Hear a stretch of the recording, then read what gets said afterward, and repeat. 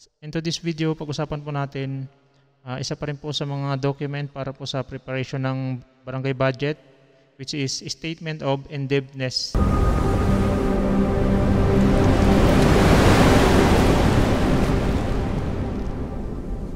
Hello partners, magandang araw, kamusta po? No? So take note po, and disclaimer na rin po, ito po ay para lang po sa mga barangay budget, no?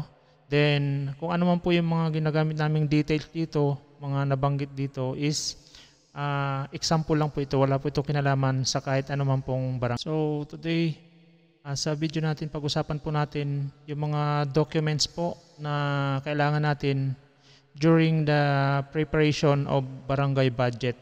So ito po yung sample ng ating form, no? Statement of Indebtedness.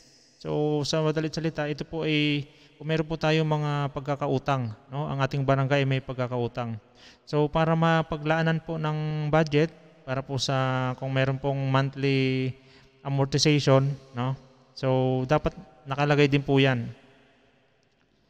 So yan, ilalagay lang po ko ng barangay, municipality, province, then sa creditor, dito po nakalagay kung sino po ang pinagkakautangan natin, date contracted, kung ano po yung date ng contract, ano po yung term na gamit, anong para saan po yung purpose, principal amount, kung magkano po yung principal amount, then previous payment made, kung ano na po yung mga nabayaran, principal, interest, total, amount due for the budget year. So ito na po yung paglalaanan natin, magkano po yung principal na babayaran, magkano po yung interest, at saka magiging total. So balance of principal. So yun naman po ay kung meron po kayong mga pagkakautang ang inyong barangay. Pero kung wala naman po, so ganito lang po ilalagay, no? Not applicable or NA.